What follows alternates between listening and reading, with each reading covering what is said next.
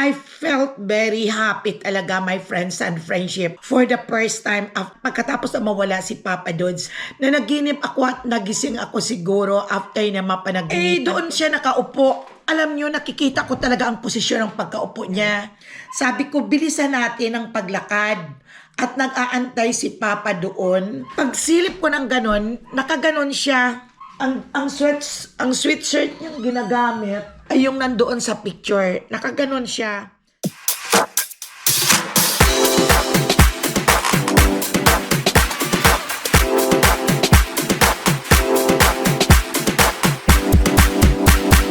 Subscribe na! Good morning. Welcome back to my channel, my friends and friendship. It's Mama Ella back. And today is morning here in the US at ganun pa rin. Malamig ang panahon, my friends and friendship. Maaraw. Look. Ayan. Maaraw siya ngayon pero malamig na malamig.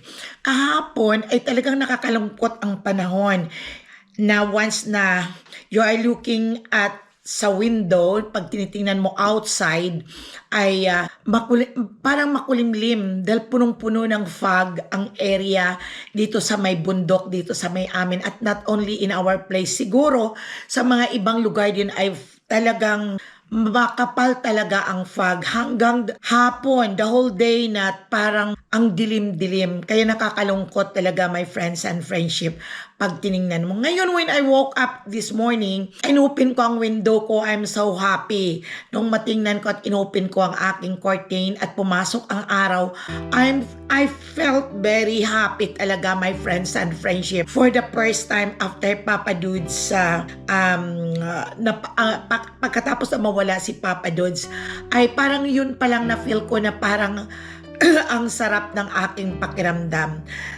Sa pagtulog ko kagabi, at nagising ako kaninang about siguro mga 7 o'clock na naginip ako. Always naman parati, my friends and friendship, ang panaginip ko, it's happened sa morning. Pag tulog na tulog ako like 4 o'clock or 3 o'clock in the morning, natutulog ako.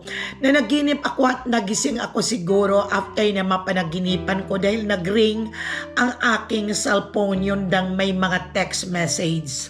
Nagising at ako, my friends and friendship, at fresh na fresh sa aking isipan na naginip ako. You know, ang aking panaginip is all about sa pagbabakasyon at nandoon si Papa Dudes. But Papa Dudes has no appearance, yung bang wala siyang salita at wala siyang parang direct ang itsura niya sa akin. Ang panaginip ko, my friends and friendship. At ito ay totoo. Nagbakasyon daw kami sa Hawaii. Kasama namin si Zoe, ang mami ni Zoe at ang daddy niya at ako at si Papa Dudes. Doon sa panaginip kong yon, my friends and friendship, ay doon kami bumaba na sabi sa Hawaii, isla daw yon. Isla. At parang sa tabing dagat na ang pagkalaki-laking mga stone, yung mga rock, bato, doon sa lugar na yun sa gilid. Na pag dumampi ang alon, nagtatalsikan na abot pati sa kalsada. Basta yung walang masyadong mahabang kwento about Papa Dudes. Pero nandoon siya. Nung nakita ko lang si Papa Dudes, yung parang hindi ko maintindihan eh. Nakita ko lang siya, nakaupo siya, nakasuot siya nakasombrero siya ng malaki. Tapos, nakapolo shirt siya na parang brown, na noon ko pa yung polo na yun binili pero wala na yun, pamigay na yun long time ago pa yun. At nakashort siya ng brown. All ang kanyang suot is parang brown at may sombrero siya. Nakaupo siya sa mataas na bato na pagkalaki-laki na nanunood siya ng dampi ng alon sa mga rock na malakas ang alon. At doon sa kabila ng tubig na yon, ng dagat, ay may nakikita ko doong isla na parang walang tao na nakatira, na ang isla na yon ay puro bato. Nakikita ko yung bato parang nagtutumpok yung bang papatong-patong at ang lalaki ng mga bato. Doon siya nakaupo. Alam nyo, nakikita ko talaga ang posisyon ng pagkaupo niya. Naka-short siya, nakaganon siya, nakasombrero siya. Nakaganon. Tapos hindi siya nakatingin ng direct sa akin eh. Naka-side view na siya na doon siya nakatingin sa malayo. Sa kabilang isla, sa tingin ko, tinitingnan niya yung dampi ng alon. Yung nakaganon siya. Ganyan ang pagkaupo niya doon sa bato. Ako naman, parang walang masyadong big deal sa panaginip ko. Nasabi ko daw sa anak ko, bilisan natin ang paglalakad. Habang naglalakad kami, naghahanap kasi kami ng food. Pero nung dumaan ako doon, malapit kay Papa Dudes, siguro mga 1 meter, na nakaupo si Papa Dudes, merong parang boat, yung, ewan ko kung anong tinitinda doon, kung anong mga binibili doon, na ang haba ng pila. Doon sa pila na yon, ang pinakalas ay yung batang babae na ang buhok ay ang cut niya ay parang lalaki, yung maikling-maikli. Tapos nakasuot siya ng damit na talagang pang-Hawaii. Tinatanong ko siya, sabi ko, nasaan banda rito ang kaway? Kasi sa Hawaii may mga kaway na mga isla-isla. Yun ang talaga ang pagkasabi ko. Clear na clear talaga sa isip ko. Sagot niya, doon daw sa may unahan. Sabi ko, is that an island? English yung bata eh. Sabi niya sa akin, hindi, pwede kang maglakad doon, na pumunta doon. Ganon. Kasi doon kami, sabi ko, pupunta. Yun ang sinabi ko sa bata. Pagkatapos, ay tumalikod na kami. Ang nauuna si Zoe at saka ako, naglalakad kami, naghahanap ng makakain. Pero never pa ako nakapunta ng Hawaii, my friends and friendship, or anywhere sa part ng Hawaii. Nagpaplano pa lang kami at may ticket na kaming aalis kami at magdadalhin ako sa bakasyon ni Chanel, ni Grimes at saka ni Zoe itong April. Aalis kami. Yun lang ang pagkakaan. Pero naiplano na yan nung patay na si Papa Dudes. Sino Papa Dudes, my friends and friendship? Gustong-gusto niyang magbakasyon. Marami siyang gusto na gawin. Kaya lang sa sitwasyon niya ay parang nawawala na ang kanyang mga dream na magbakasyon. Pero gusto niya talagang makarating ng Hawaii. Nung mamatay na siya, sabi ng mga anak ko ni Grimes at dadalhin ako nila sa Hawaii itong iba, may ticket na, kinuhanan na ng ticket. Ngayon ipagpatuloy natin yung dream. After na makausap ko yung bata, naglakad na kami. Nauna kaming dalawa ni Zoe, sumunod si Grimes na asawa ni Chanel, daddy ni Zoe, at saka si Chanel. Sabi ko, bilisan natin ang paglakad at nag-aantay si Papa doon at baka nagugutom na yon. Pero walang masyadong appearance si Papa Dudes sa amin, sa dream ko, my friends and friendship. Yung nakikita ko lang siya na hindi naman siya nagsasalita, hindi siya tumatawa sa akin, walang mga kung anong mga talk o what, nakita ko lang siya na nakaganon. Na parang may at peace na talaga siya. Yung peace, may happiness sa mukha niya na nakaupo na ganon. Ganon, may sombrero siyang malaki. Nakatingin siya doon sa pagkalaking mga alon na humahampas sa batong malalaki. Nagising ako at iniisip ko, ano kaya sabi ko ang dahilan? At bakit yun ang napanaginipan ko at never pa akong nakapunta ng Hawaii? It might be na Papa is in heaven now and he is feeling okay na siya doon. Kasi hindi ko nakikita ang pagkano. Pero nung unang, there are 2 times na ako nang napanaginipan ang Papa Dudes. Yung 3 days pa lang siyang namatay, yung sinasabi ko sa kinukwento ko sa una kong vlog. Na always na sinasabi ko na galit ako bakit siya umalis, bakit siya namatay, na hindi siya nagpapaalam sa akin, hindi niya sinasabi kung ano ang sitwasyon, bakit niya hinayaang kinip niya yung naramdaman niya na hanggang sa namatay na walang paalaman. Diba? Yun parati ang sinasabi ko. Kaya parating hindi ako mapalagay at parati akong nalulungkot. Dahil sana, sa puro na lang sana, kung alam ko lang na siya ay may taning na, kung alam ko lang na ganito, di sana marami akong ginawa. At si Papa sana nakapagpaalam din ng maayos sa amin, pero Papa is very denial talaga. Ayaw niya talagang magsabi at talagang ayaw pa niyang mamatay. Sino ba naman ang taong gustong mamatay? Yun ba ang sabi niya ay, pag tinanong ko siya na, sabi ko, in your situation, ano ba ang gusto mong ibilin sa akin, na mga gusto mong gawin, ganon. Ang sagot lang niya ay wala. Sabi niya, wala. At ayaw niyang pinag-uusapan ang ganon. Kaya hindi ako nag-o-open na muli ng kung ano about sa kanya. Hindi na ako nag-o-open. Ngayon, yung 3 days na parang nag-grieve ako at umiiyak dahil marami akong gustong gawin at bigla lang siyang nawala na walang paalam. Yun ang una kong panaginip na 3 days pa lang siya. Yun paratang inuulit-ulit ko, bakit siya namatay? Wala man lang, hindi namin alam na that time na mamamatay na pala. Kung alam ko lang, hindi ako umalis sa hospital, doon na lang kami natulog lahat. Inabangan na lang namin ang time ng kanyang pagkamatay. Dapat yung bang umuwi pa kami na parang kampante ang kalooban namin na gagaling siya at babalik pa rin siya sa bahay katulad ng dati. Yung parang ganon. Pero na yung 3 days na siyang nandoon sa funeral na wala pang viewing, pinanaginipan ko. Kasi yun ang parati kong sinasabi na bakit yung tanong ko, bakit hindi ka nagpaalam? Marami akong mga tanong. Nanaginip ako sa kakaiyak ko at nakatulog ako, my friends and friendship. Nanaginip ulit, yun ang una kong panaginip. Na hinanap ko siya ng hinanap. Nakwento ko na ito sa una kong vlog. Nire-recap ko lang ito sa inyo, sa mga ibang hindi nakapanood doon.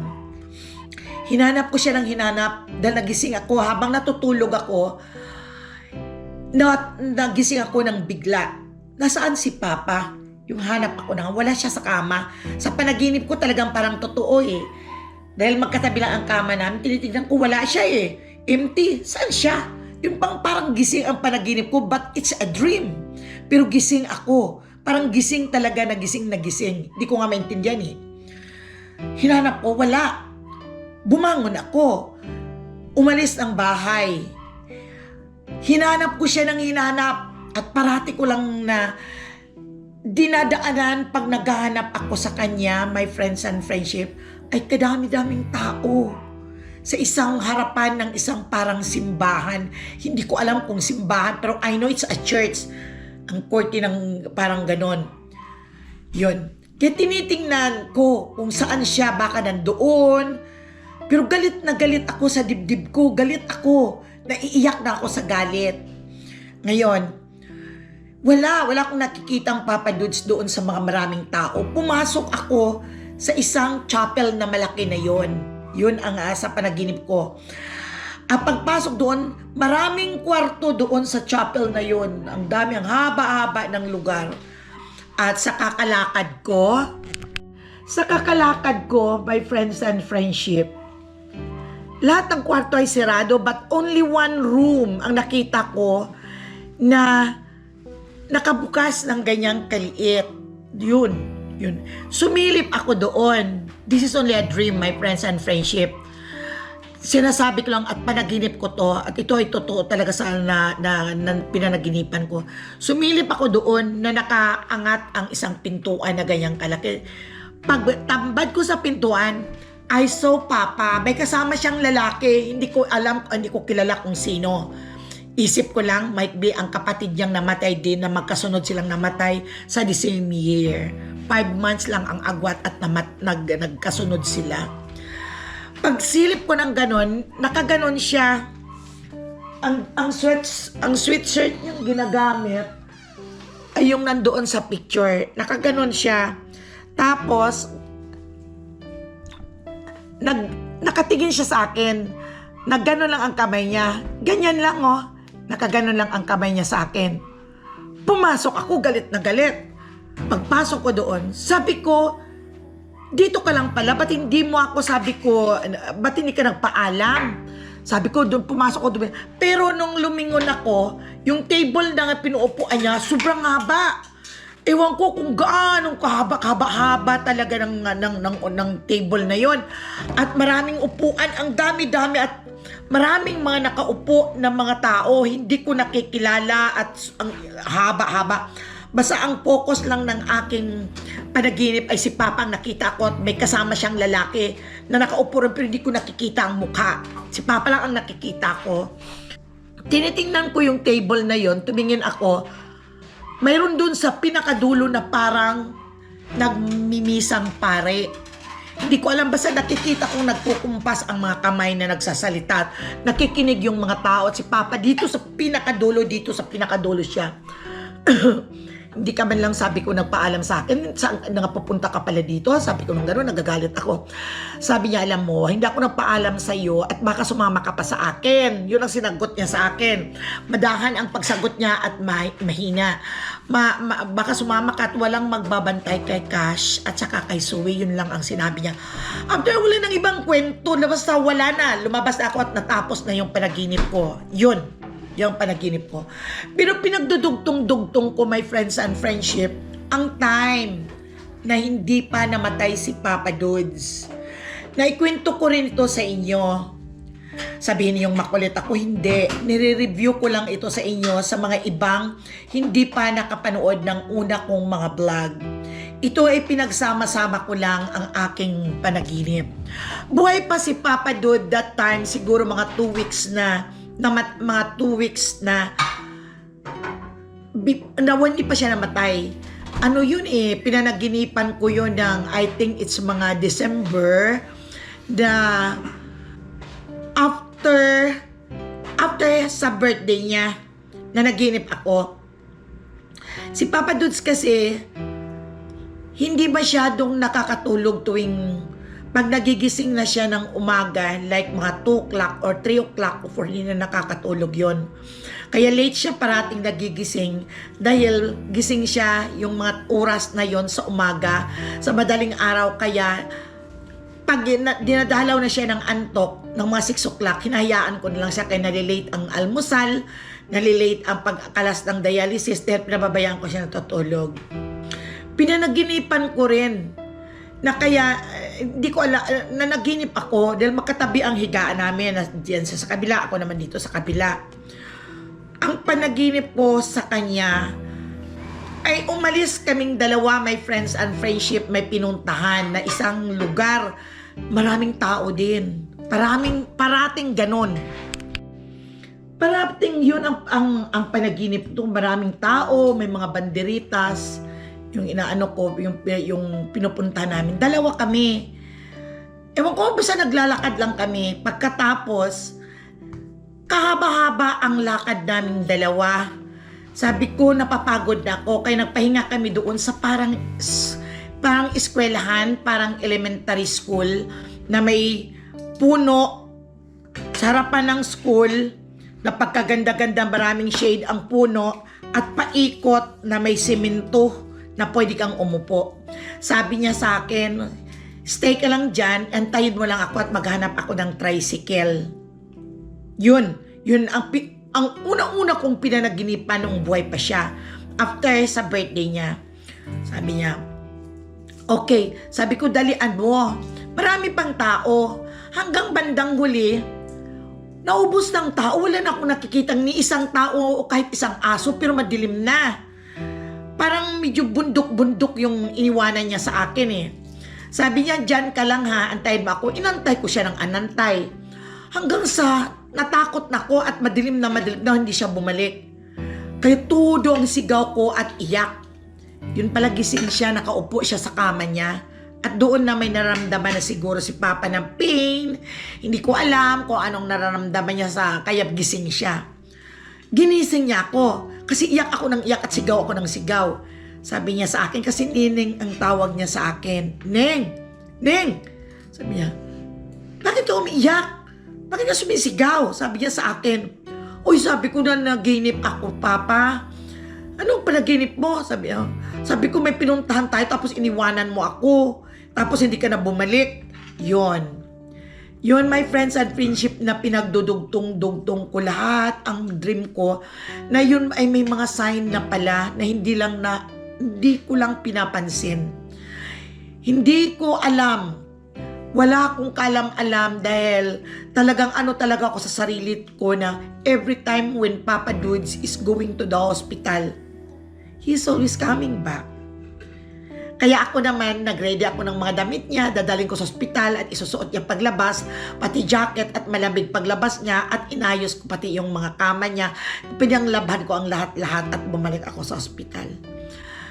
Noong time. At hindi ko alam na after pala yun ng ilang araw, na-confine siya sa ospital at doon na din na siya nakaalis at namatay na siya.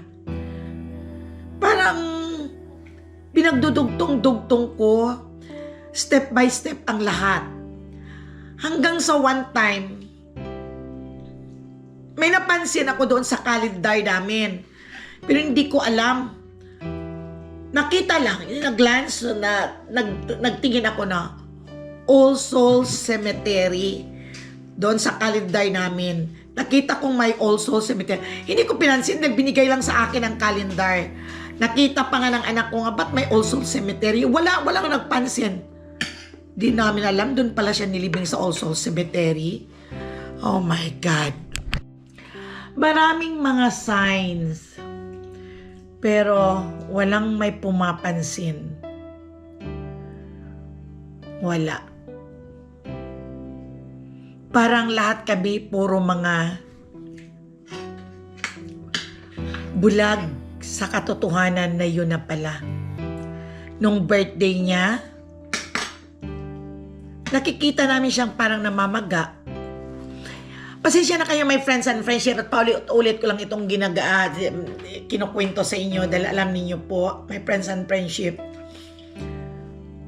masyado pang fresh sa isipan ko ang biglaang pagkawala ni Papa Dudes.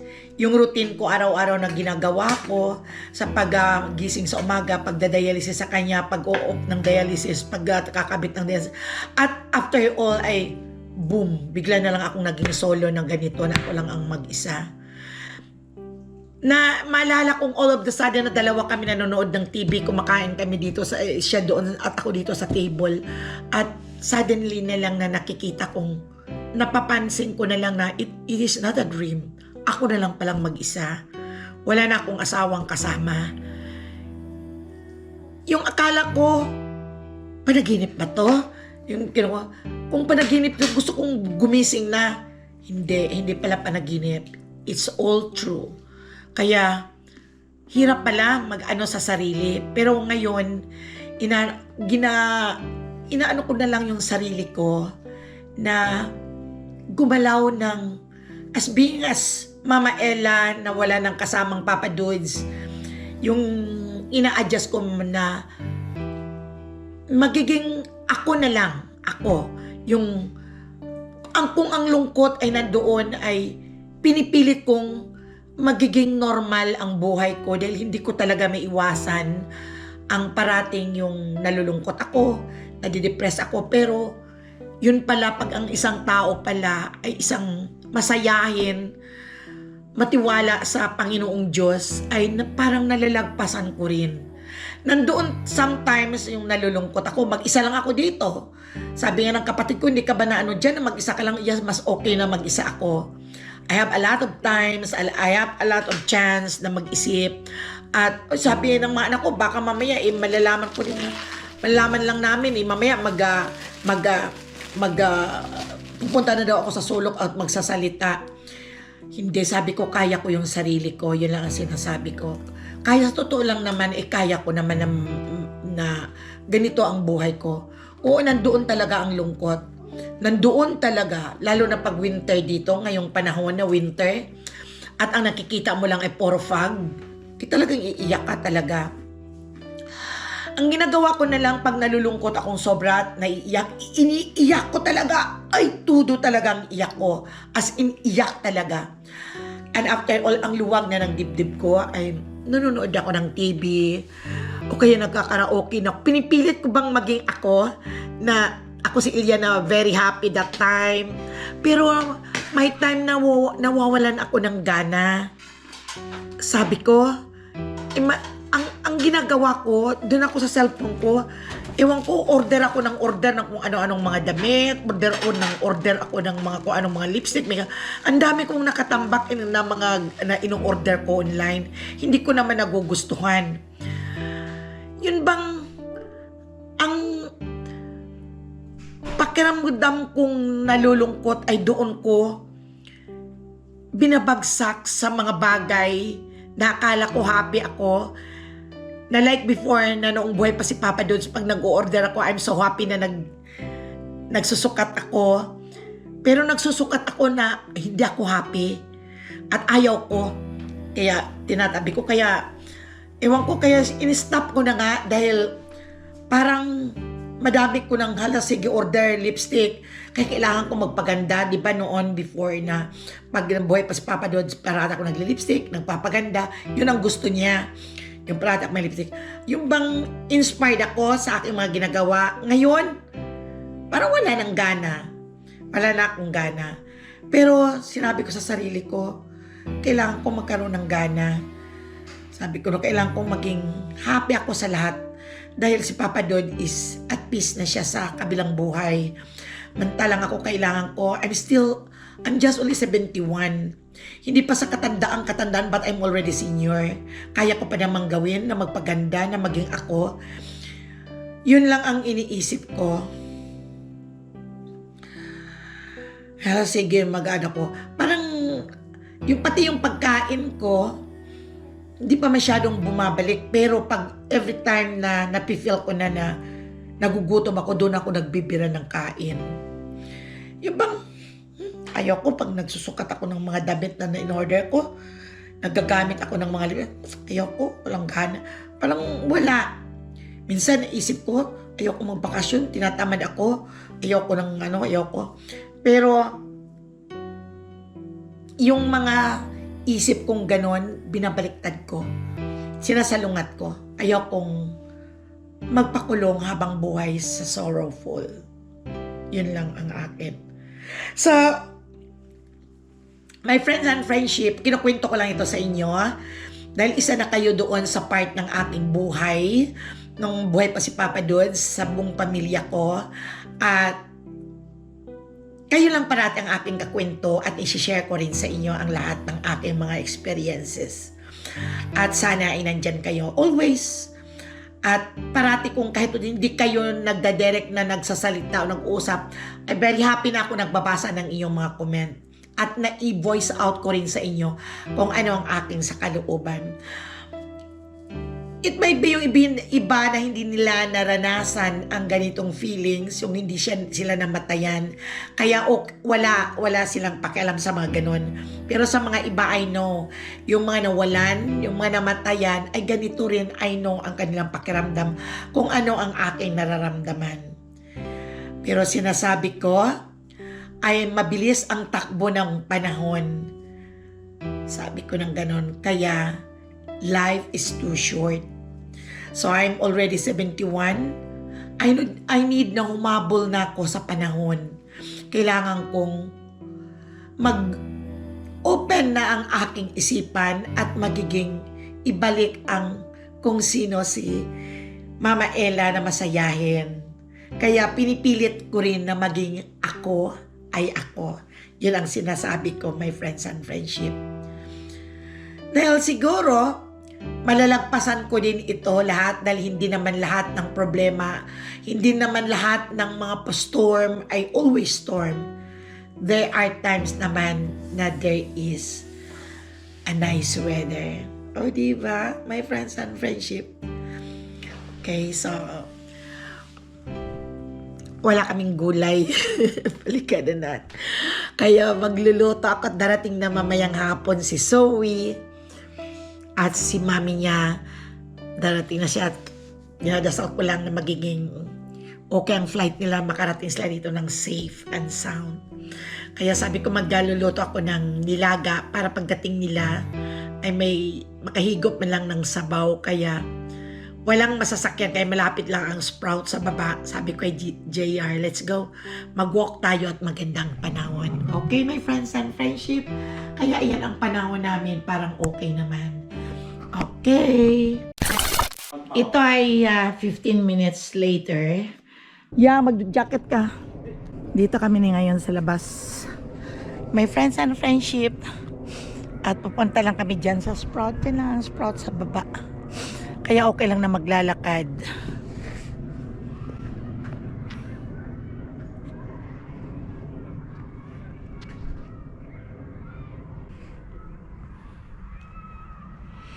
Ngayon lang umaraw.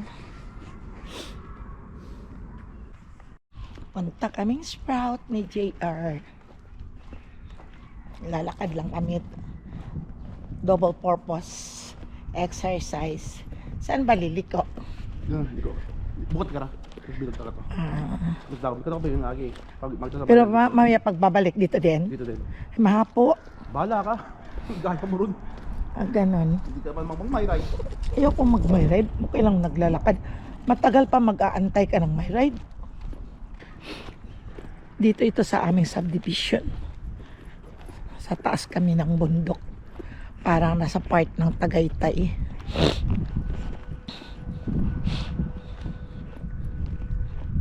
Mga Pilipino rin. Asan? Pilipino. May mga Pilipino din pala. Mga Pilipino. Una mga katukat sa atin may Pilipino man. May kamalan.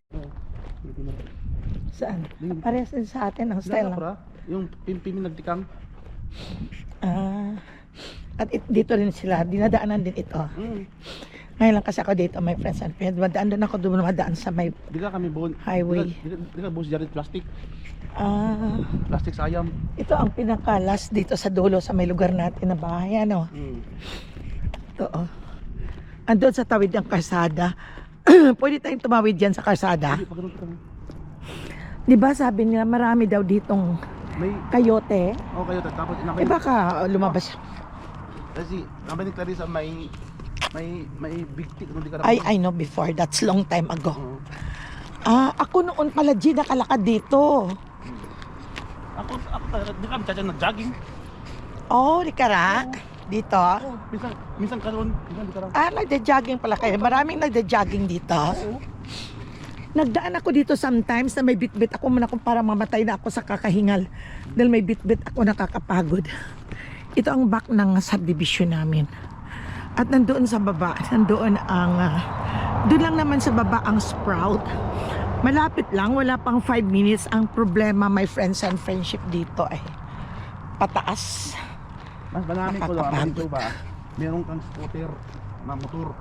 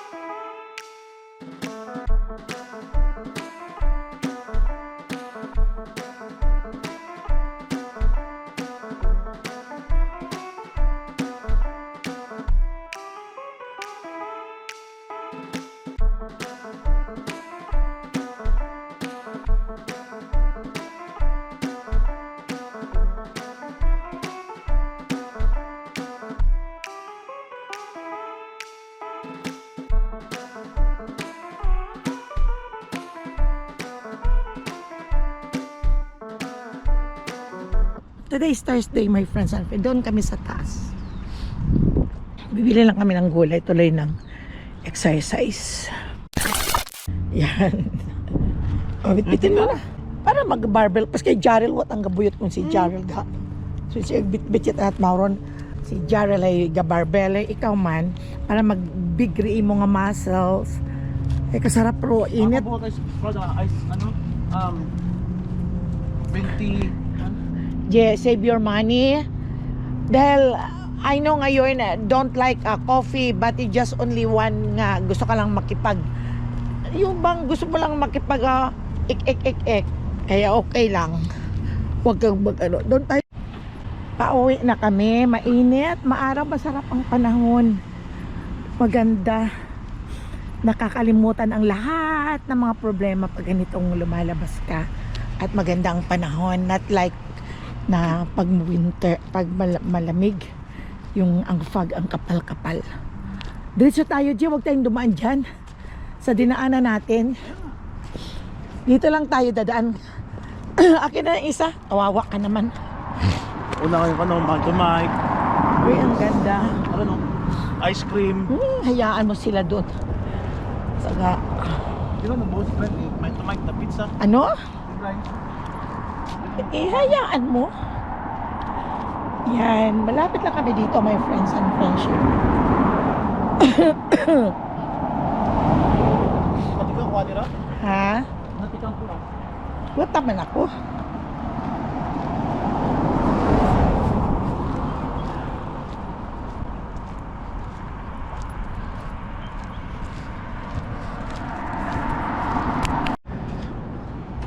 Ang ganda ng view. Pag hindi winter, yan maraming mga dahon yan. Nandun lang ang sprout. Pauwi na kami.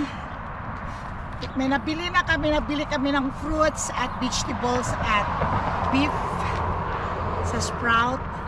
Malapit lang at exercise din. Ang sarap maglakad kaya lang napapagod ang tuhod ko. Ang sarap. Pero tinamang araw, tirik. Magtutuwag na palagay ko. O, di ba, Je? Ano yung binili natin? Ito yung sa akin, may mga, ang fruits kami binili doon. Kaya, ang sarap ng pakiramdam na naglalakad. Nakaka-release ng stress, lungkot, everything. I'm free! Yay! Mama Ella is free. I hope and pray na sana magiging okay na si Mama Ella. Kinanta na ako doon na Papa Heart, yung folded heart. I never wanna your heart. No, ang kanta ni Papa An angry silence lay well love I okay, I never had to say. An angry silence lay where love had been, and in your eyes a look I'd never seen. Pagdating nito, kanting pahinga at magluluto na ako. Ganitong bato ang pinanaginipan ko kagabi. Diyan nakaupo si Papa Dudes. Pero sa tabing dagat, malakas ang alon. May pumasok sa aming subdivision. Ayan. Pakyat na kami doon. Sa unang kanto. Dito tayo dumaan dyan sa ilalim ng mga puno. Para hindi masyadong mainit. Jelly ka na. Kumuha siya ng plastic na pag nagpupo ang dogs.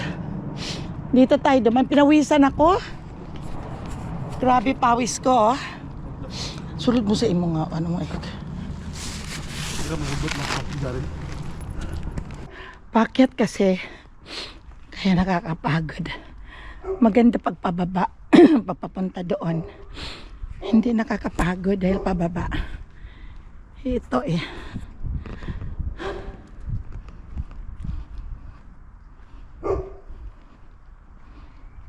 Yan doon sa dulong-dulong na yun. Ang bundok. Ngayon lang umaraw. Pero umaraw nung last week. Kahapon isang araw na talagang makulimlim. Huy, pinawisan ako. Grabe init. Ayun na si GR. Ayun yung bahay namin. Doon sa may Tesla na car. Andun. Malapit lang. Kailang tumutulo na yung sipon ko. Ito ang ganda ng mga bahay. Ay, yung mga iba dito. Yung mga walang nakatira. Bakasyonan lang nila. Binili nila para bakasyonan. O kaya, pinauupahan. Ang ganda dito sa lugar namin. Tahimik. Yung may mga neighborhood watch kami dito. May mga CCTV. Dito na kami. Pagod. Fresh na fresh itong mandarin. Seedless siya. Bagong dating lang. Ito pa yung nabili ko. Bili ako ng pichay. Medyo may kaunting kamahalan lang nandoon sa Sprout. Pero nabili rin ako ng corn para ihalo ko sa akin. May banana din akong binili. Ihalo ko yung corn sa aking nilaga. Isang sayote dahil meron pa akong isa. Ito yung beef na ilalaga ko, nakahiwa na kagad. Maghuhugas lang ako nito. Meron akong luya. May kaunti lang siyang kamahalan doon, pero at least pag sa madalian ay madali lang doon, malapit lang. At meron ako rin chili plum sabi. Hindi ko pa nga ito natikman kung ano kung matamis. Titingnan natin. Kasi alam ko matamis siguro itong mandarin orange. Yung ayan. Pero ito titingnan ko kung subukan natin. Ito lang siya, tiny. Maliit lang siya. Dali. Hindi pa ako nakapaghugas ng aking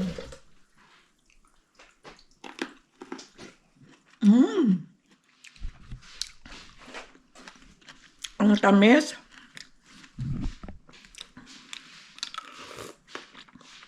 Ano yung kanta mo kina? Tamis. Ano yung kanta mo kina to? Love me with all of you. Bukon, imo kanta kina. The music video. Datang imo kanta kina? Angry silence. Okay, butang mo ka na. Type na ako dito. Ay, balin kita. Bilhin kita, butang. Ano rin, ano?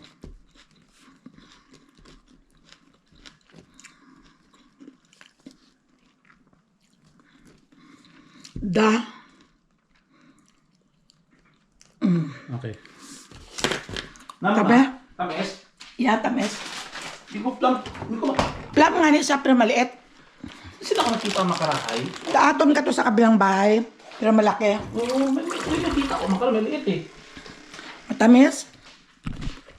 Cherry plum to, man. Maliit lang sa matamis.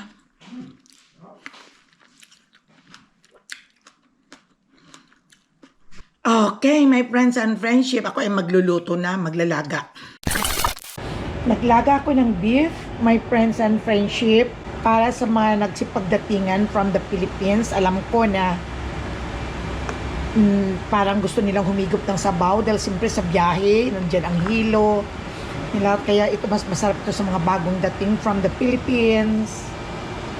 Yan. Nilaga na beef. Ayan, my friends and friendship, with banana, with mais, corn, and pichay. Ayan. Kain na tayo, my friends and friendship. So, thank you for watching. At sa susunod kong vlog ulit. Bye-bye!